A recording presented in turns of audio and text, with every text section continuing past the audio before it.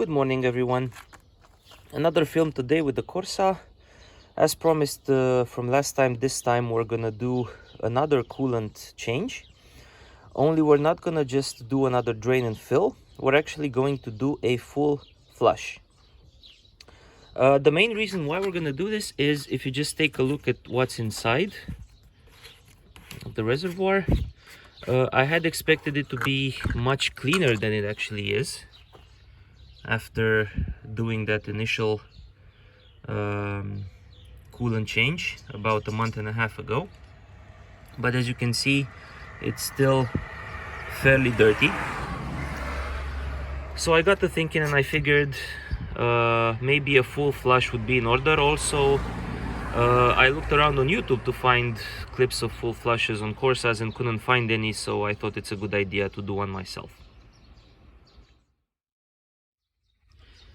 As it goes, coolant flushes on certain cars are somewhat easier to do than on others, because a coolant flush always implies that you have to drain the radiator, the hoses, the expansion tank and the engine block, as well as ideally the heater core that's over there, the one that gives heat inside the car. And what may make it a bit more difficult is that for many cars there's no drain plug on the engine block. There's always a drain plug on the radiator, but not always on the engine block. But we'll address this a bit later. So typically the first step when you do coolant flushes is you want to add a coolant cleaner to the system that then has to circulate for a while. And this circulation interval depends on the product and the manufacturer's recommendations. In our case, we're gonna go with one from Leaky Moly. And what we're supposed to do, we're supposed to pour it in completely, then bring the car up to operating temperature, and then drive it for 10 to 30 minutes. And after then we can proceed with draining the coolant. And we have just added the entire content of the cleaner to our expansion tank. You see the level of the fluid went up by 300 milliliters. Bear in mind, these cleaners are acidic, and you definitely don't want to exceed, you don't want to have them inside your system for longer than what's written on the bottle. In our case, it says up to 30 minutes, so we'll make sure to drive up to 30 minutes until we park and let the system cool down. So let's start the car.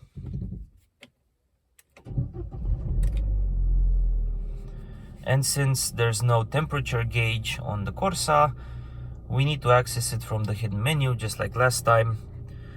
Quickly press 4 times and hold on the 4th on this button. So 1, 2, 3, and on the 4th hold. And wait for a couple of seconds.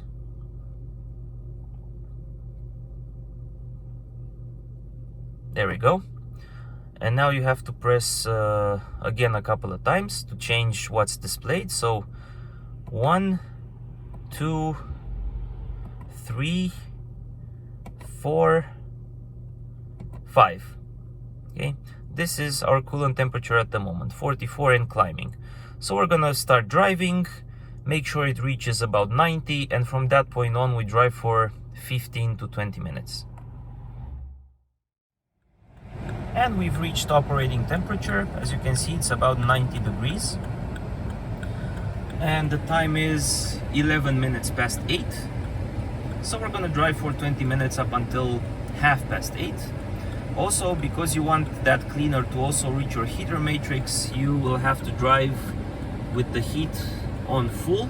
As you can see, it may be a bit unpleasant, but it won't take too long. Okay. And it's 33 minutes past 8. We finished our drive and we stop.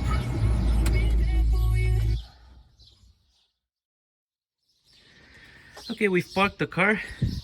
Just a quick note here, when you do park it in preparation for the flush, make sure that the point in the car where the drain plug in the radiator is the lowest relative to the entire cooling system. This means that you want to have the front raised higher than the rear, definitely. But you also want, in our case, when the drain plug is on this side, you want to have the passenger side raised higher than the driver side. And in that way, the lowest point of the cooling system is our drain plug, so we won't need to remove that larger pipe the same way we had to do in the first film. Okay, and with that done, now all we have to do is let the system cool for an hour, maybe a little bit more than an hour, until everything is safe to the touch. And then we shall begin the draining. And time for a little bit more boring theory. From what I've read and seen, the most frequent way of doing coolant flushes involves two steps. Number one is you unhook the thermostat such that the entire cooling circuit is open irrespective of the coolant temperature. And number two, you use a garden hose, i.e. a source of water under pressure, which you connect to the radiator, then to the water pump intake, and thirdly to the heater matrix intake over there. And that water under pressure forces the old coolant out. Now, personally, I don't like this method for three reasons. Number one, the coolant system should always only contain distilled water, not tap water or other sources. The problem is, normal water has various kinds of minerals which under pressure and temperature, as you get inside the engine, can precipitate and end up in time clogging various parts of the cooling system, which may affect its performance. So that's one. Number two, the removal of the thermostat. In the case of the Corsa, the thermostat is right here. You see this block over there. That may or may not involve a gasket, which you might need to buy. You may have to replace the thermostat gasket when you install it back. If you don't have such a gasket and you put the old one, there's a risk of leaks. And also, when you install the thermostat back, you need to torque the bolts, you need to torque them to the proper spec. If you don't know the spec or you don't have a torque wrench, you may end up not installing it properly. Thirdly, the entire cooling system is designed to operate at a certain level of pressure as given by the water pump. And if I, for example, bring a garden hose or some other source of water which may be under higher pressure, there is a certain risk of damage. So taking those three items into consideration, I went and looked for an alternative way to do the flush. Also taking into account that the system on this particular car, as I've said several times, is in fairly good shape. And we can confirm this by looking at the state of the coolant after we added that cleaner. And we can see that is not really that much different than it was before. Maybe a little dirtier, but that's fine. It means that cleaner did its job. But in any way, it's not in such a bad shape so as to require a very intensive kind of flush. So I'm going to use a different method. This method takes into account the way the cooling system on the Corsa works. So I started studying it and looking at the pipes to figure out how the coolant flows. And the quickest way to figure this one out is to look at the radiator. And you know that the radiator intake is always supposed to be at a higher level than the radiator output. And the fluid goes through the intake at high temperature, cools, and goes out the radiator at lower temperature. And if we look here, we can see this is the intake over here that goes at, and the output pipe is this one. Now if you can see it, it gets connected right down there. So what does that mean? It means this is the direction of flow of the coolant, from here, like here. In more detail, the water pump is down there, and just like any water pump, it has two inputs and one output, the inputs being selected by the thermostat. Obviously in other cars the thermostat may be placed at the output, but we're discussing this particular car. So what happens is you have the water pump here, which forces water through the engine block and out through this splitter, this part here. This splitter divides the output water into 3 pipes. The first one is the radiator intake, this one. The second one is the expansion tank, the coolant tank intake, this little one. And the third one, you see it, let me see if I can show you to you, is the intake over here, this one, which goes into the heater matrix over there. So it's the intake for the heater core. Now, the output of the heater core, that pipe which is labeled R, I don't know if you can see it, connects with the output of the expansion tank, which is this hose. You can see it goes all the way through here and then through here, connects with the output, goes all the way behind the plastic intake manifold, and ends up, the space is not too much, but it ends up down here, this pipe, which connects to the water pump. The output of the radiator also connects to the water pump via the thermostat, which we have here. So normally when the engine is cold, the pumps pushes water here, which can't go to the radiator because the thermostat is closed. So it can go either here or to the heater matrix. And the output of the expansion tank with the heater matrix go back into the pump. This is the shorter coolant circuit. The longer one, obviously with the thermostat open, also includes the radiator. So far so good. So what we can do is a very simple procedure that doesn't involve the removal of the thermostat. It implies 3 things. Number 1, the car has to be cool, and we start the engine such that the water pump runs at idle. We open the thermostat cap, we open the plastic drain at the bottom, and as coolant comes out through the drain, we just top up with 100% distilled water.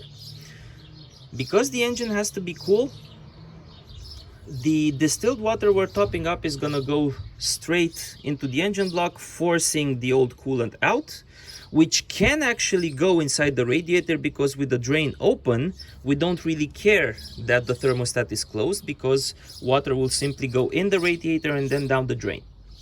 Okay, and we're gonna repeat this until the color of the fluid that comes out is as close as possible to that of the distilled water that we're putting in. That will be the indicator that we're close to finishing. And we've just started the engine, just let it idle. And in doing so, I realized one additional benefit is the fact that we're using the pressure from the water pump through the system, so there's no risk of overpressure. This reminds me of one of Chris Fix's sayings, which is, well, always work with your car, let it help you. All right. And with the car idling, we open the cap on the expansion tank where we're gonna be doing the top-up, and we take now the last step is to open the drain and start letting the coolant flow. And we're now underneath the car. This is the plastic drain bolt that we also used last time. You see, again, I put a marking on it so I'll know how much to tighten it at the end. And using a small ratchet, see if I can, there we go. So it's a 13mm ratchet that I insert, and then I also use a small plastic tube just so I can route the coolant to the catch can. And when all that is done, all we have to do is we need to open up the system and let the coolant flow.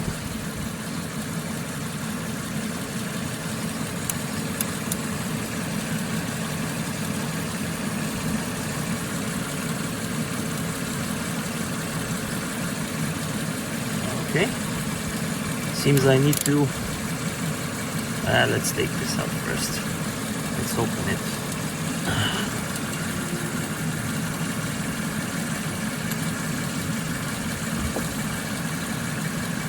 It'll probably drip on me a bit, but that's fine.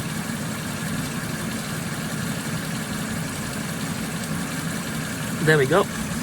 It started to drip. And don't let it drip too hard, because you'll have to top up as fast as this thing drips. Okay, and now on to the top. The level is dropping slowly.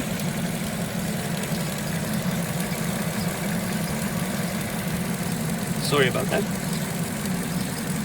And then all we have to do, as the level drops, you see it slowly dropping, simply top up with distilled water. And you just keep doing this over and over and over again until, as I said, all that comes out is as the same color of the water that you're putting in. All right. And here it is after about 5 minutes. You can already see that the fluid inside the expansion tank is diluted. It's no longer that red color.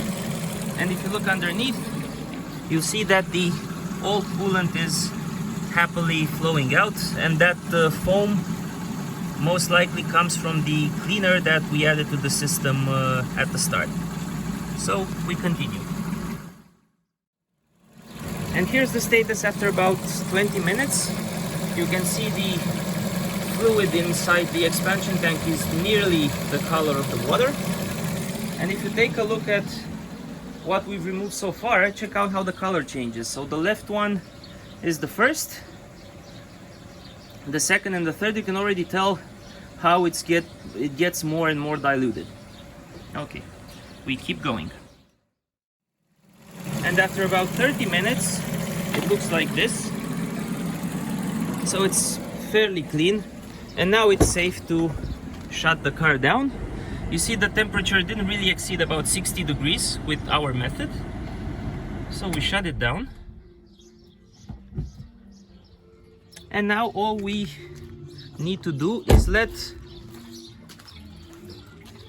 the remaining water drain normally, just like we did in the first film. And after that is done, we know we will be left with only distilled water inside the engine block. And because we need to get to a 50-50 mix of water and coolant, and we already have 50% of the volume capacity of the system already with water, we know that we only need to add about 3 liters of 100% concentrated antifreeze to get the proper mix. And take a look at the results. From left to right, you can see how the color of the coolant that we got out of the car changed. From full red, this was the first lot we got, progressively all the way till the end when it is 100% transparent. So for this flush, as you can see, we use 6 bottles of 5 liters each, so that's 30 liters of distilled water, and we achieved our objective. Now all that's left for us is to tighten the drain bolt, as I showed you, taking note of the mark that we put at the beginning to know how much to tighten, and then just add 3 liters of antifreeze. And also take a look at the fact that the expansion tank is also clean, so we no longer have that black dirt that was inside at the beginning, all due to the fact that we kept fresh water circulating through it. So we no longer need to remove this and clean it like we did a month and a bit ago. And for the coolant, we're using the same brand as before, Hipu. This is a German brand. I've actually read the specs on it, and it has a very, very high boiling point, much higher than your average coolant that you can buy from the store. i.e. it says that it boils at the temperature above 160 degrees Celsius, which is really, really good. the same kind, P999G12. This is the red variant, which as before is compatible with standard Opel 1940663, which is okay for our car. So start adding it. Add it up all the way.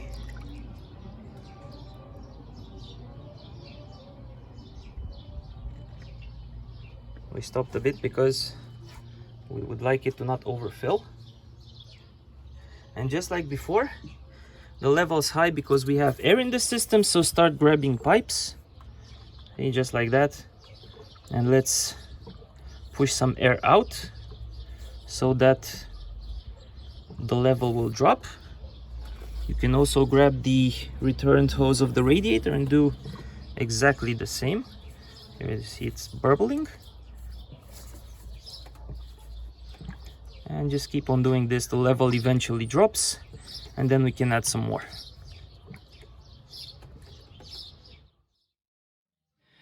And also when you're topping up, remember to open the breather at the top of the radiator, which is through this hole here. It's a yellow plastic tab. I'm not sure if you can see it in the video. And you can use a normal screw to put it in there and just open it up to make sure that you're getting all the air out of the system as you're topping up. And you keep it open until you start seeing coolant come out through there. And after adding 2 liters of concentrated coolant, you can see that the level is a bit high. So even after we open the breather, the level is still a bit high. We've pressed a while on the hoses. So now what we can do is again start the engine, letting it idle, and having the water pump help us push out any remaining air.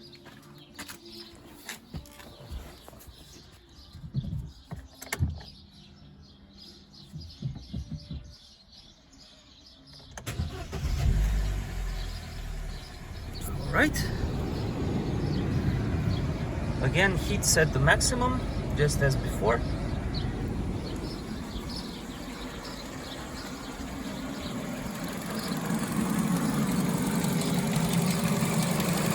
And slowly but surely, the level in the expansion tank should begin to drop as the coolant is taking into the system and mixed with water. And you need to top up with the remaining volume of coolant as room is being created. And when you see coolant burbling through the breather, don't forget to close the breather.